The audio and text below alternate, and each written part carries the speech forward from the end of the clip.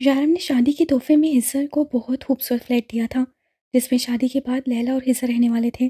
हिस्सर की बारात वहीं से चली थी, जबकि लैला को यारम के घर से रुखसत करने वाले थे। बारात के आते ही मासूमा ने एक अच्छी बहन होने का फ़र्ज़ निभाते हुए उन्हें वेलकम किया। सारिम व उर्वा उनकी छोटी सी बारात में शामिल थे।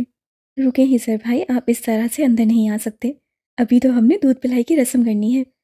मासूमा को उसे ऐसे अंदर ले जाते देखकर रूह मैदान में कूदी। अरे हाँ, वो तो मैं भूल ही गई। दूध पिलाई की रस्म भी तो होनी है।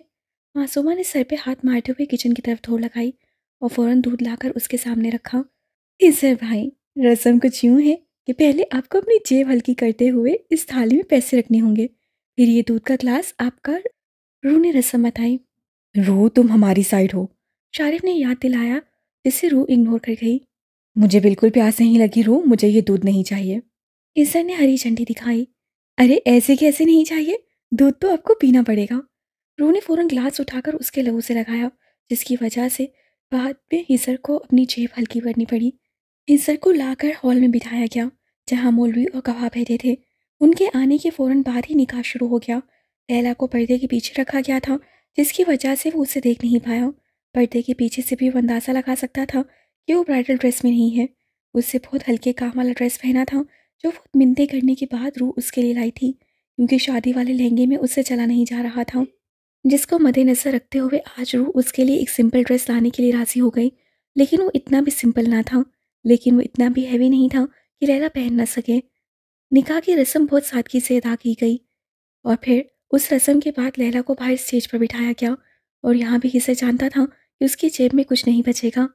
दूल्हा होना भी एक तरह का अजाब है, उससे लैला के एक तरफ रूह और दूसरी तरफ मासूमा को बैठे देखकर कहा। और अब आप पर भी ये अजाब नाजिल हो चुका है। चलिए अपनी जेब खाली करने, वरना हम आपको यहाँ नहीं बैठने देंगे। मासूमा ने कहा। हम एक पैसा नहीं देंगे, फौरन उठो। यारम अब हिस्सर की टीम में आकर बोला। अरे ये क्या बात हुई, ऐसे नहीं होता, ये रस्म है। चले फौरन से पैसे निकालें, वरना हम आपको अपनी दुल्हन नहीं देंगे। रूह ने कहा।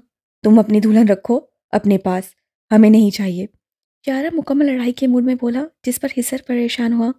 उसका बस चले तो बाराती वापस ले जाए। तुझे नहीं चाहिए, मुझे मेरी दुल्हन चाहिए, ये लो।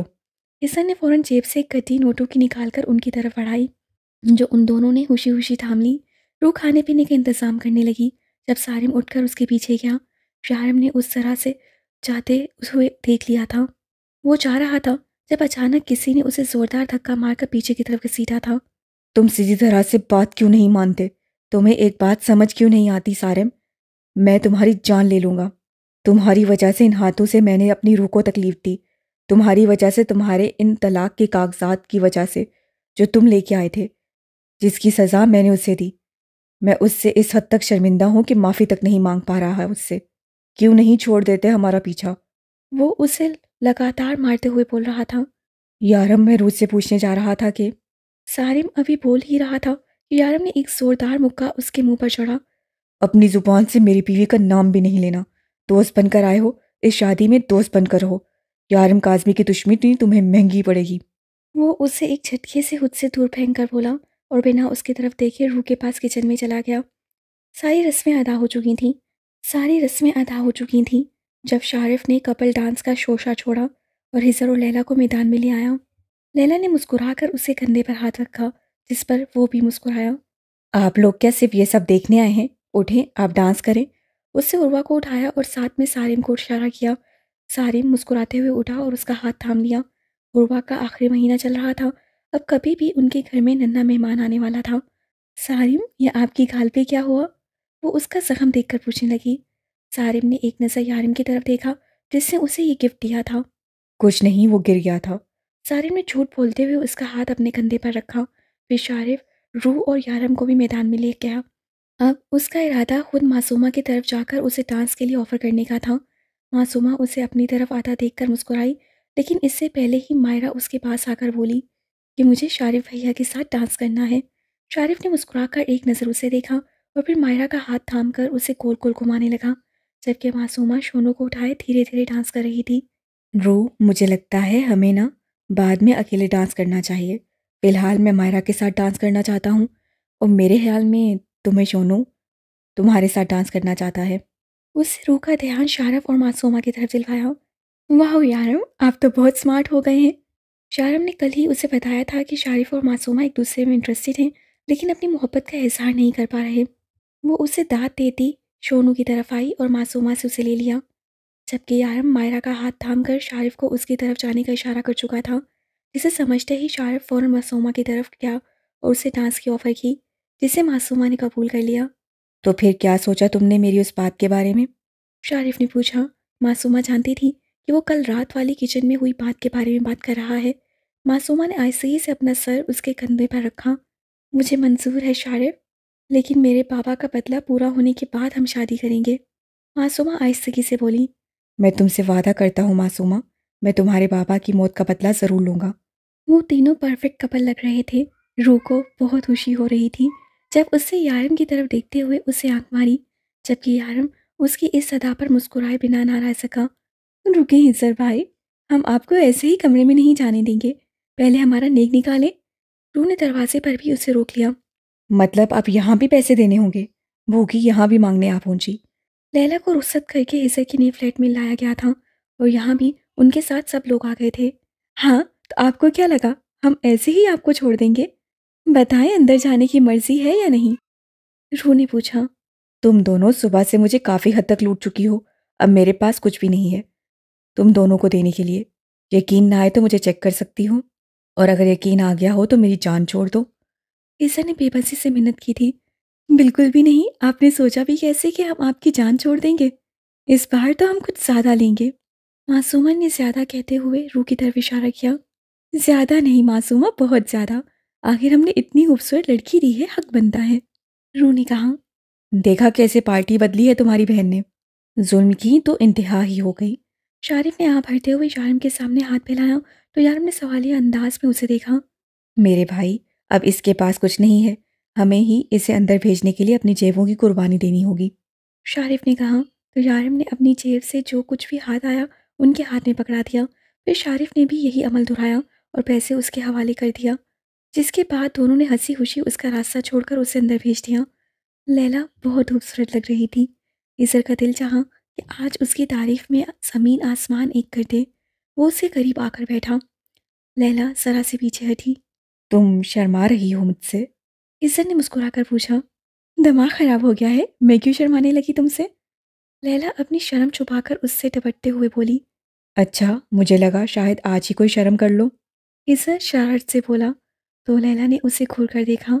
ईसर कहका लगाकर हंसते हुए उसकी गोद में अपना सर रख गया। बहुत खूबसूरत लग रही हो, मुझे पता है तुम शर्माने वाली चीज़ बिल्कुल भी नहीं हो। ईसा ने मुस्कुराते हुए उसका हाथ अपने सीने पर रखा। थैंक यू, लेकिन तुम इतने परेशान क्यों लग रहे हो? लैला ने उसकी तारीफ का शुक्रिया अदा करते हुए उसकी परेशानी की वजह जानना चाही। कितना अच्छा होता ना लैला, अगर आज भी रूह मुझे भाई की जगह मामू बनाकर अपने कमरे में भेजती। कितना अच्छा होता ना, वो मेरे निकाह में मेरी बहन की जगह मेरी भांजी बनकर शरीक होती।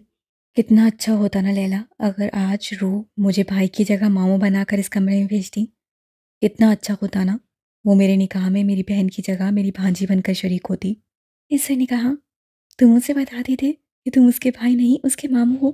मुझे तो समझ नहीं आ रहा कि तुम उससे ये बात छुपा क्यों रहे हो? लैला ने पूछा। क्योंकि मैं नहीं चाहता कि वो मुझसे नफरत करे। जानती हो लैला, जब उसे पता चलेगा कि मैं उसका मामू हूँ और मैं ये काम करता हूँ, तो जानती हो उसे कितना बुरा लगेगा। वो मुझसे नफरत करने लगेगी और मैं उसकी आंखों में अपने लिए नफरत नहीं देख सकता। तुम उसकी आंखों में अपने लिए नफरत नहीं देख सकते और यारम को उस पर सख्ती करने के मशवरे दे सकते हो। लैला ने तंज किया। अंदाज़ा भी है तुम्हें ये सर, तुमने यारम को उस पर कितनी सख्ती करने पर मजबूर किया। यारम ने जो कुछ भी किया तुम्हारे कहने पर किया था। भूलो मत, वो तुम्हारी भांजी है। तुम अपनी भांजी पर इतना जुल्म कैसे होते देख सकते हो? तुम्हें क्या लगता है लैला, क्या उसकी तकलीफ देखकर मैं एंजॉय करता हूँ? मुझे मज़ा आता है अपनी रूह को तकलीफ में देखकर। उसे दर्द देखकर मुझे खुशी मिलती है। नहीं लैला, उसे तकलीफ में देखकर मुझे खुद तकलीफ होती है। उसका दर्द मैं महसूस कर सकता हूँ, लेकिन शायद तुमने यारम का दर्द नहीं देखा। इन 4 माह में यारम किस हद तक बदल चुका है तुमने शायद कभी नोट नहीं किया। लैला, मैंने नोट किया है। यारम इस हद तक बदल चुका था कि उसे याद भी नहीं रहा था कि वो क्या है। लैला, वो भूल चुका था कि वो एक दरिंदा है। वो भूल चुका था कि वो लोगों की जान लेता है। वो भूल चुका था कि वो डेविल है। وہ اپنی پہچان کھو بیٹھا تھا۔ میں نے اسے اس کی پہچان واپس دی ہے۔ وہ روح کے لیے بدل رہا تھا۔ روح اس کے اندر تک بس چکی ہے لیلا۔ اگر روح اس کی زندگی میں نہ رہتی تو یارم بھی نہ رہتا۔ یارم روح کے لیے مر سکتا ہے۔ اگر وہ اسے یہ سب کچھ چھوڑنے پر مجبور کرے تو وہ سب کچھ چھوڑ دے گا، اور اگر اس نے یہ سب کچھ چھوڑ دیا تو جو عہد ہم نے بچپن میں کیا تھا اس عہد کا کیا ہوگا؟ وہ فیصلہ کہ ہم کسی عورت پر ظلم نہیں ہونے دیں گے، کسی عورت کی آبرو کو لٹنے نہیں دیں گے، کسی کو سرے بازار بکنے نہیں دیں گے۔ میں مانتا ہوں ہم ہر ایک عورت کو بچا نہیں سکتے، لیکن اگر یارم یہاں سے ہٹ گیا، اگر اس نے یہ کام چھوڑ دیا تو میں، تم اور شارف ہم کچھ بھی نہیں کر سکتے لیلا۔ یارم ہے تو ہم ہیں، اور میں صرف اپنی بھانجی کے لیے ان ہزاروں ماؤں بہنوں کی عزت لٹتے ہوئے نہیں دیکھ سکتا تھا، لیکن میں نے یہ بھی محسوس کر لیا تھا کہ یارم روح کے بغیر نہیں رہ سکتا۔ اسی لیے میں نے یارم کو روح پر سختی کرنے کے لیے کہا تھا کہ زبردستی ہی صحیح وہ اس کے ساتھ رہے، کیونکہ اگر روح اسے چھوڑ جاتی نا تو یارم مر جاتا، اور ہم ایک مردہ انسان کے ساتھ اپنا مشن کمپلیٹ نہیں کر سکتے۔ تمہیں پتہ ہے جس طرح سے قانون کی دنیا میں مشنز ہوتے ہیں اسی طرح ہماری دنیا میں بھی مشن ہے۔ یہ بات الگ ہے کہ ہم قانون کو توڑ کر اپنا مشن پورا کرتے ہیں۔ میں نے یارم کو روح پر سختی کرنے کے لیے کہا تھا کہ نہ تو یارم یہ کام چھوڑے اور نہ ہی روح اسے چھوڑ کر جائے، اور ویسے بھی وہ روح کے سامنے اپنی جھوٹی پہچان بنا رہا تھا۔ وہ روح سے ہر بات میں جھوٹ بول رہا تھا۔ وہ روح کی نظروں میں ایک بہت اچھا انسان بن کے رہنا چاہتا تھا۔ جانتی ہو لیلا، روح کو یہ سب کچھ قبول کرنے میں اتنا وقت کیوں لگا؟ کیونکہ یارم نے اس کے سامنے ایک جھوٹی پہچان بنائی تھی۔ یارم نے اپنے آپ کو غلط طریقے سے اس کے سامنے پیش کیا تھا۔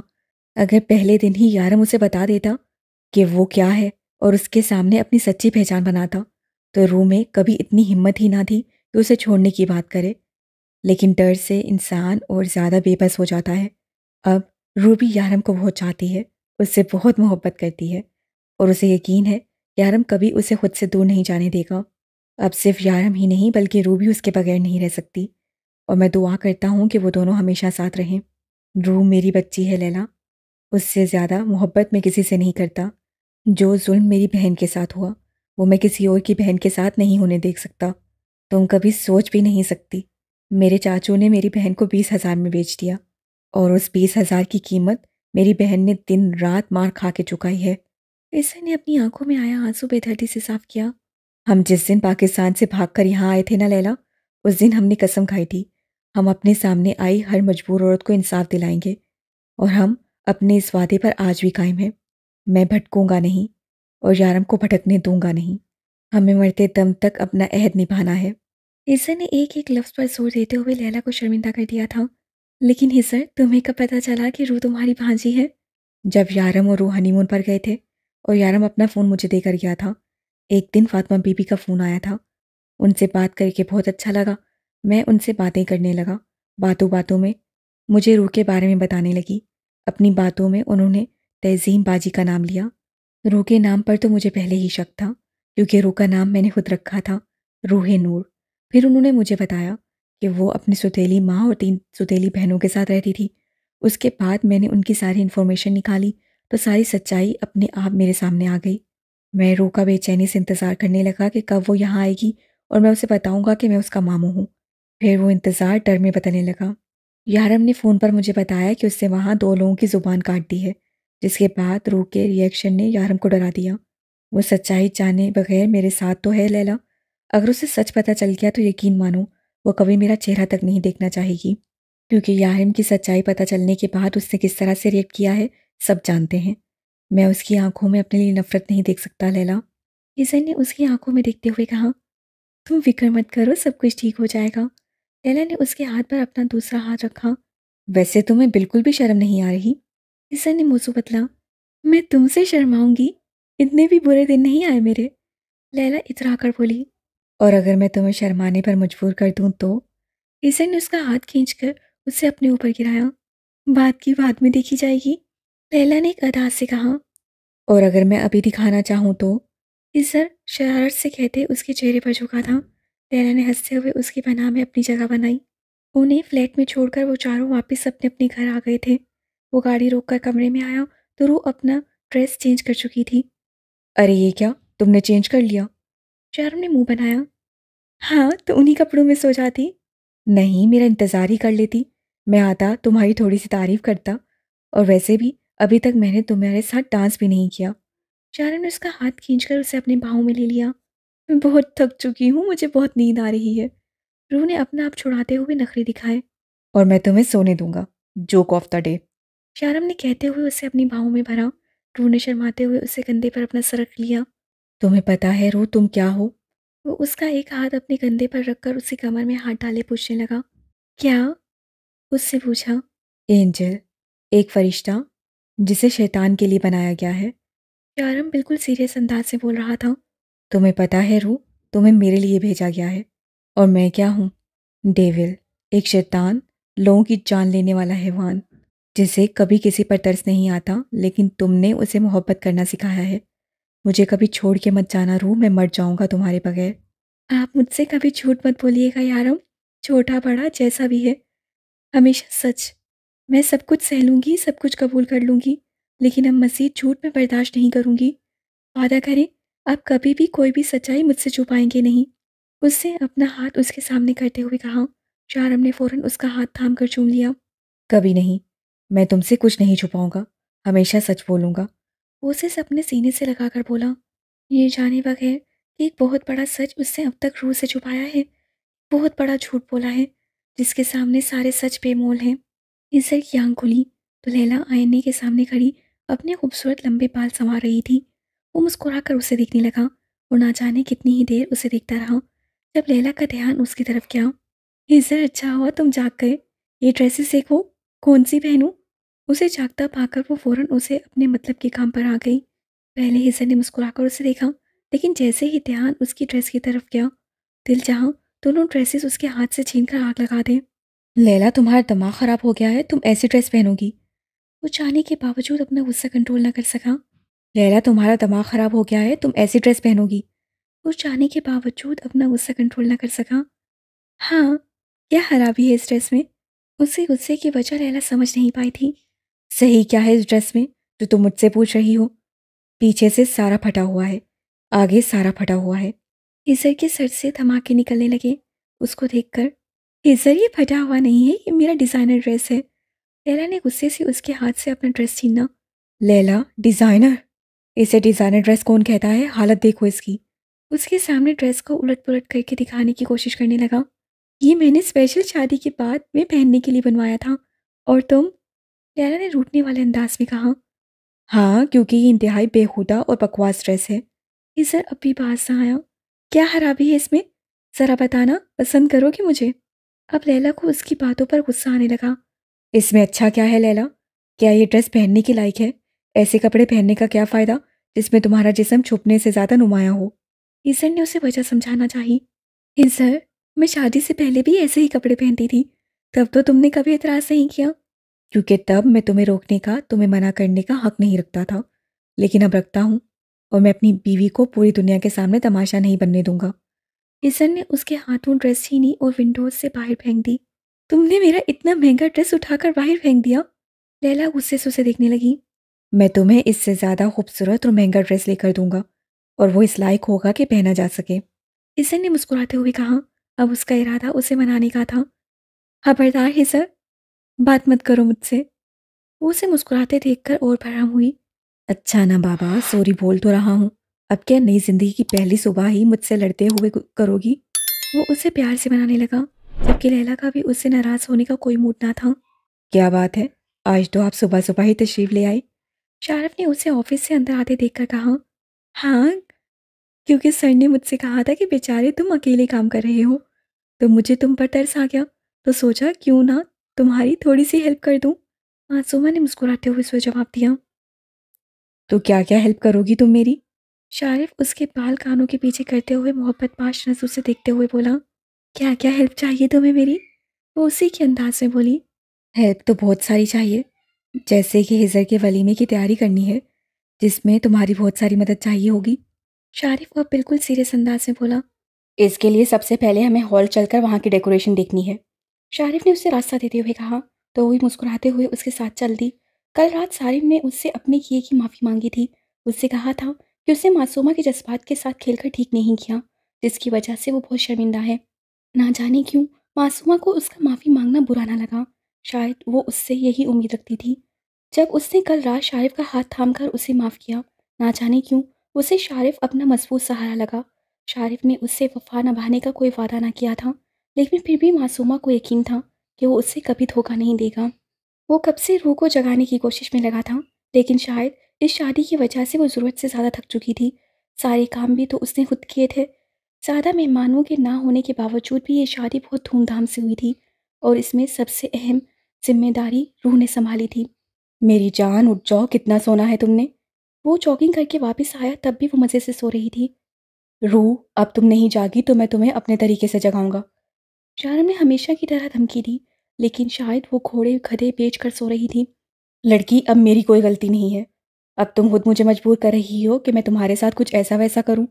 وہ مسکراتے ہوئے اس کے ساتھ لیٹ گیا۔ روح، میں آخری بار کہہ رہا ہوں۔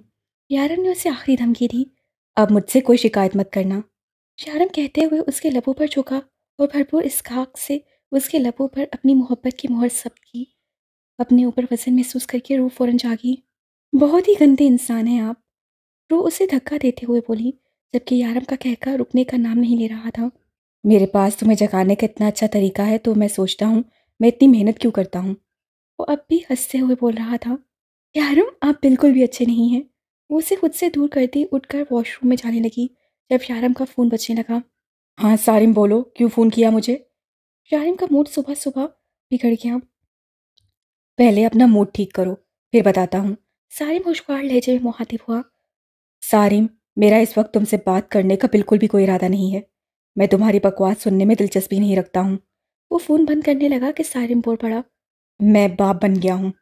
سارم نے جلدی سے کہا، کیا بول رہا ہے یار؟ اور وہ ٹھیک ہے نا؟ شارم نے فوراً پوچھا۔ میں اور روح 10 منٹ میں تیرے گھر پہنچ رہے ہیں، شارم نے کہا۔ ارے گھر نہیں، ہم ہاسپٹل میں ہی ہیں۔ میں تجھے ایڈریس سینڈ کرتا ہوں، اور اکیلے مت آنا، سب کو لے کے آنا۔ میں چاہتا ہوں میری خوشی میں میرے سب دوست شامل ہوں۔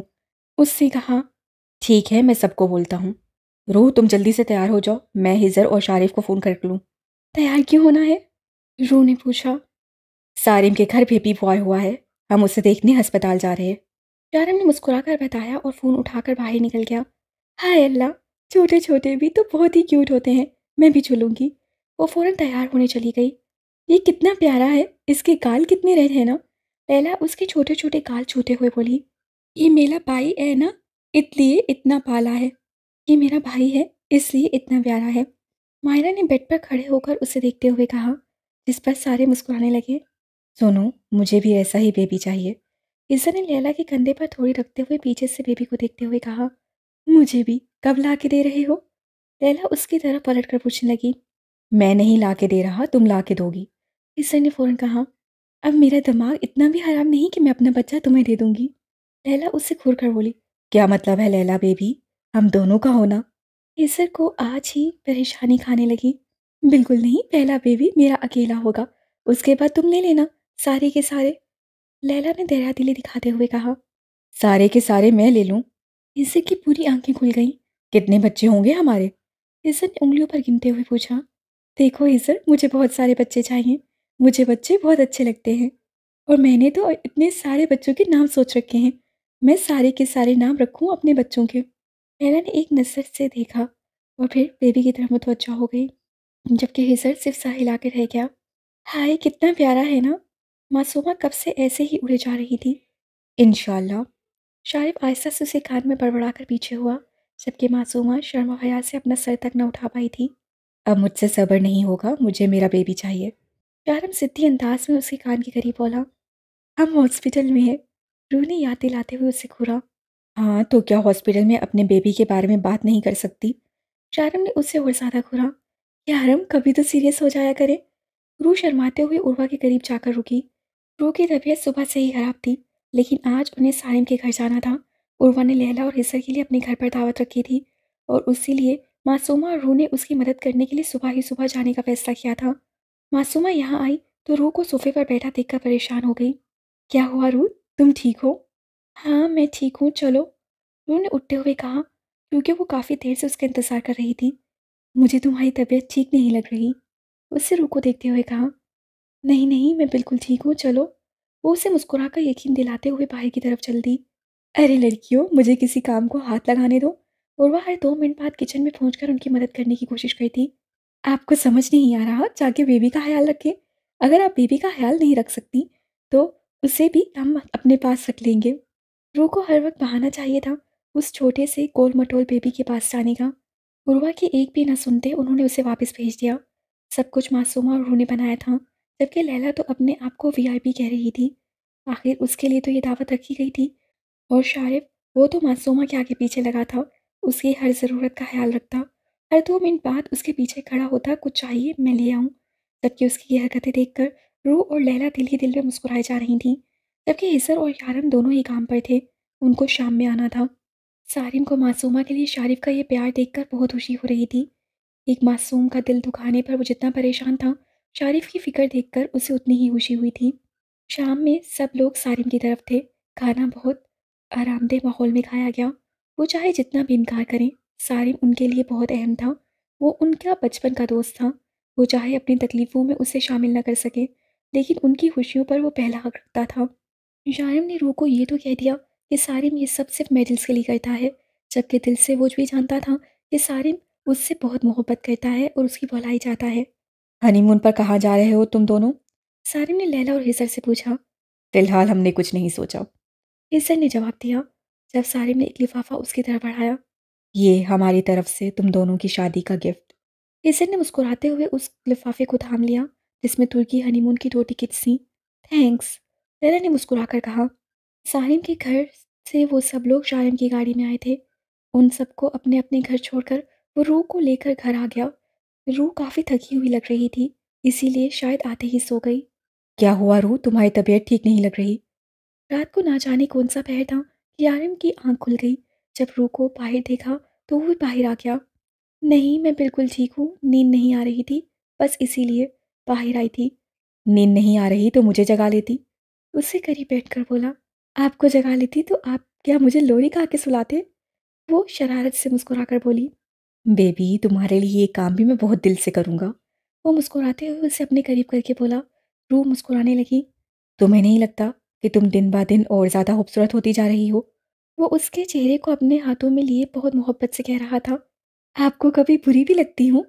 रूह ने उसके सीने पर सर रखा। नहीं, तुम पहले दिन से ही क़यामत ढा रही हो। यार, आपने पहली बार मुझे कहाँ देखा? मेरा मतलब है, आपने मुझसे शादी का फैसला कैसे किया? रूह पूछने लगी। ख्वाब में, यारम ने मुस्कुराकर कहा। नहीं ना, मैं सच्ची पूछ रही हूँ, आपको मेरे बारे में कैसे पता चला? मेरा मतलब है, आपने मेरे घर रिश्ता कैसे भेजा? हमारी शादी कैसे हुई?